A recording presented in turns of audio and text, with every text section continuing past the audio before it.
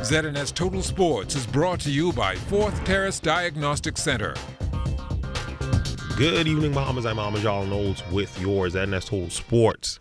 We had a barn burner at the St. Andrews Field of Dreams last night as our first champion was crowned over in the JBLN Championship Series as the John Bull Astros brought out their big bats and completed the series sweep, knocking off the Fidelity Diamondbacks and taking the championship in the boys 9-10 division in 7 full innings. The final score, 27-20. It's a long game tonight, but we thank the Almighty God that we're able to make it out tonight and to play as best as we can. Young boys, and they played very well. There were some errors, but we were determined that we were going to win this game. And basically, the whole thing about this is the camaraderie of the whole thing and to be able to play and every day to improve. And that's what is our mantra, to improve day by day by day. And they've done a tremendous job, an excellent job. Yeah, it was a long game, but these guys are troopers. They played hard all year long, so they're conditioned for 7 innings, and we gave it our best shot. We just came up a bit short tonight.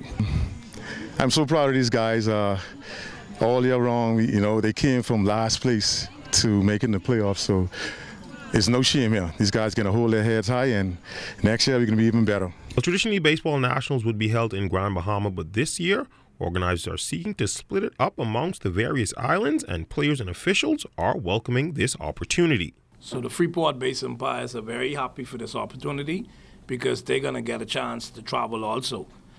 It's good for me also, too, because I wouldn't have to be concentrating on 3-4 fields one time. Most of the islands we go to be there's going to be on one field. So it gives me a good opportunity to work closely with the umpires where I can overlook and oversight and also umpire with them. I'll be umpiring straight through throughout the tournament on all of the islands with the umpires, giving them an example of the moving to the next level is what is going to be expected of them. So this is a great opportunity for my umpires, so for us to get better. We've heard outcries from various leagues with respect to players not traveling, the economy on different islands. So we've adhered to the wishes, and we look from a national perspective as well when it comes to domestic tourism, growing the sport and ensuring that we expose the family island communities to the excitement of the nationals so that we can help the communities develop a greater interest in the sport. So those are several reasons why we decided to split it up this year. In basketball news, the second annual Bottom of the Net basketball tournament is currently underway at the AF Adderley Gymnasium. The showcase is serving as a great building tool for development, according to a few coaches. Our talent level is not where it need to be. Most of the guys still need a lot of skill training. But the only thing why we make it when we go abroad is because some of these guys just get the heart, they get the hustle. But skill-wise, we're far from it. We need a lot more skill training. I commend some of the coaches that do it, but we need a lot more. We got so much talent in the country, and we don't play enough games. The TSSA and the BISS, we play probably maybe about 15 to 20 games in our season, including Hugh Campbell, and we need to get out here and play every weekend just to keep up with the pace of what's happening globally. So this is awesome just to have this tournament, and more tournaments like this need to happen in the future.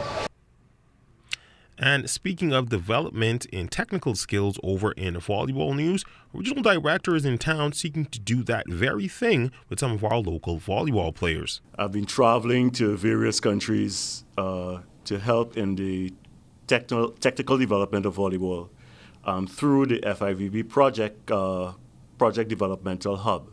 The main purpose of this is to give the opportunities for young athletes to participate at the highest level. So our main objective is for regional participation, and then obviously participate in at the confederation level, and then at the biggest world championships and Olympic Games.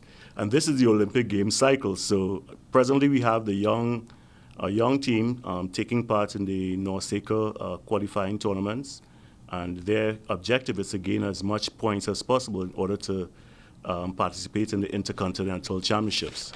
If we could target the schools, the youth players, under 12 players, and provide volleyball opportunities for them to grow, not only in sport, but is a sort of really a holistic development, then we could create the capacity for those players to play at the highest level and to probably obtain scholarships in the U.S. to further their volleyball playing activities as well as advance their academic abilities. And speaking of development in technical skills over in volleyball news, regional director is in town seeking to do that very thing with some of our local volleyball players. I don't think it was a situation with all of the Greek people. I just think that's a problem I had with one or two guys, and I would encourage anybody in any sport to go and follow their dreams and play professionally in whichever discipline. We played in the cup finals a few weeks ago. We lost to PAOK again, same as last year. So I don't want to say it's a success. It was the same as last year, but I'm happy with how I played, and I look forward to next year. I've been a professional for a long time now, so there isn't much more that I can do, but I still will try to work to be better and play elsewhere. And that's been a quick check on sports. A look at weather is up next. ZNS Total Sports is brought to you by 4th Terrace Diagnostic Center.